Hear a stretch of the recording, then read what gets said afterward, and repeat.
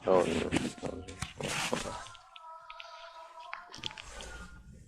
الله الرحمن الرحيم والصلاة والسلام على رسول محمد سيدنا المدد يا رسول المدد يا سادات أصحاب رسول المدد يا مشايخنا دستور مولانا شيخ محفوظ دستور شيخ محمد خان مدد طريقة والصحبة والخير في الجميع.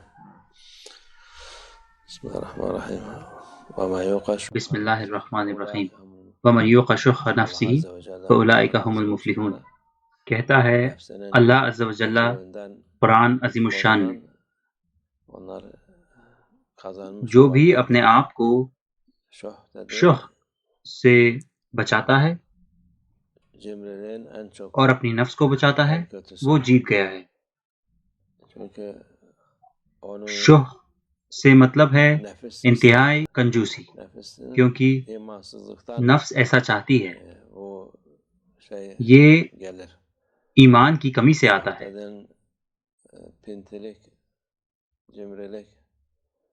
شح کا مطلب ہے کنجوسی. یہ بری باتیں ہیں. نفس نہ تو صدقہ دینا چاہتی ہے، نہ ہی کسی کی مدد کرنا چاہتی ہے، نہ ہی اللہ کے حکم کی اطاعت کرنا چاہتی ہے. رسول اللہ صلی اللہ علیہ وسلم فرماتے ہیں ایک حدیث شریف میں، جس کو شح کہتے ہیں اس سے دور رہنے کے لیے، کیونکہ یہ حکم دیتی ہے کنجوسی کا.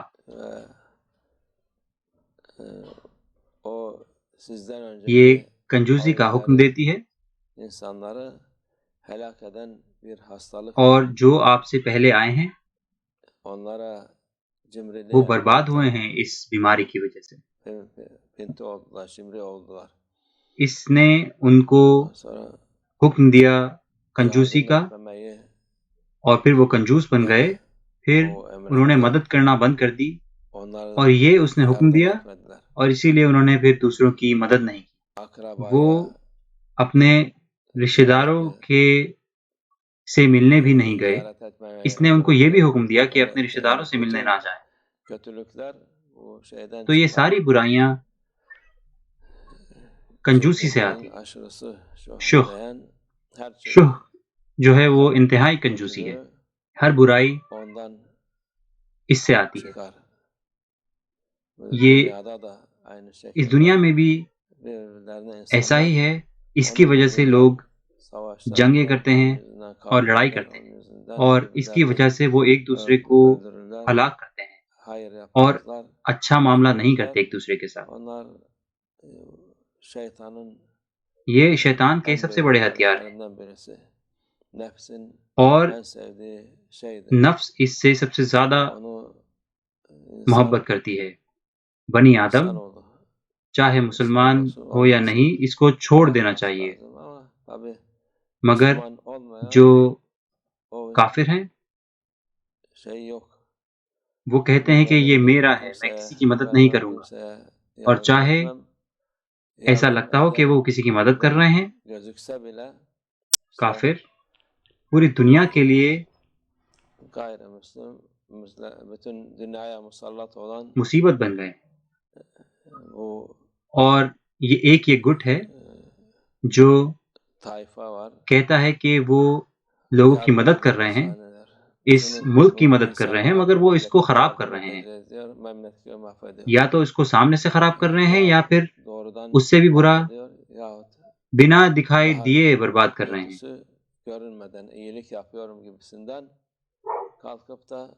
وہ لوگوں پر فیصلے دیتے ہیں، جبکہ وہ لوگ ہیں جو کہ گندگی میں دھستے جا رہے ہیں اور گندگی کے گڈھے میں دھسے ہوئے ہیں. اور وہ آپ کو کہتے ہیں کہ ایسا ہے، آپ کے اوپر گندگی ایسی ہے ویسی ہے، اور آپ کو سبق دینے کی کوشش کرتے ہیں، یہ سوچتے ہوئے کہ وہ کچھ اچھا کر رہے ہیں. مگر جو وہ کر رہے ہیں، اگر وہ چاہے ایک اچھائی بھی کریں تو اس میں سے بھی اللہ معاف کرے، اس میں سے بھی 1000 برائیاں آتی ہیں اس اچھائی میں سے. ہمیں ان پر یقین نہیں کرنا چاہیے اور ان کے دھوکے میں نہیں آنا چاہیے. جو ان پر یقین کرتے ہیں وہ بے وقوف ہیں، بے عقل لوگ ہیں۔ تو اس لیے اگر ایک برا انسان آپ کے لیے کچھ کرتا ہے تو اس کو سوچنا چاہیے کہ اس کے پیچھے کچھ نہ کچھ ہے، اس کی نیت کیا ہے۔ بالکل ایک انسان کو سوچنا چاہیے کہ پتہ نہیں اس کے بعد کیا آئے گا۔ جو ہم بات کر رہے ہیں وہ یہ ہے کہ یہ لوگ اسلام کے لیے کوئی اچھائی نہیں چاہتے، اسلام ان کا سب سے بڑا دشمن ہے، یہ شیطان کے دوست ہیں، یہ شیطان ہے، اور یہ کبھی بھی اسلام کے دوست نہیں ہوں گے، نہ ہی مسلمانوں کے۔ اللہ ان سے اور ان کے شر سے بچائے۔ ابھی آخری زمانہ ہے اور ان کی چالاکیاں انہی پر الٹی پڑیں گی، بالکل ویسے ہی جیسے رسول اللہ صلی اللہ علیہ وسلم ایک حدیث شریف میں فرماتے ہیں، یہ انتہائی لالچ اور جذبہ لوگوں کو ہر برائی کرنے پر مجبور کرتا ہے، ہر برائی، اور اس لالچ کی وجہ سے بنی آدم انسان اس میں آ جاتے ہیں۔ مسلمانوں کو اس دھوکے میں نہیں آنا چاہیے۔ رسول اللہ صلی اللہ علیہ وسلم ہمیں اس سے ہوشیار رہنے کو کہتے ہیں اور اس بری عادت کو چھوڑنے کے لیے کہتے ہیں، کیونکہ اس کا کوئی فائدہ نہیں ہے بلکہ نقصان ہے۔ اللہ ہماری حفاظت فرمائے۔ یہ انسان کو برباد کر دیتا ہے، اور اس دنیا میں ہی نہیں، آخرت میں اگر انسان برباد ہو جاتا ہے تو وہ اس کے لیے بہت ہی خراب ہے۔ اللہ ہماری حفاظت فرمائے، اللہ ہماری نفس کے شر سے حفاظت فرمائے اور ہماری بری عادتوں سے۔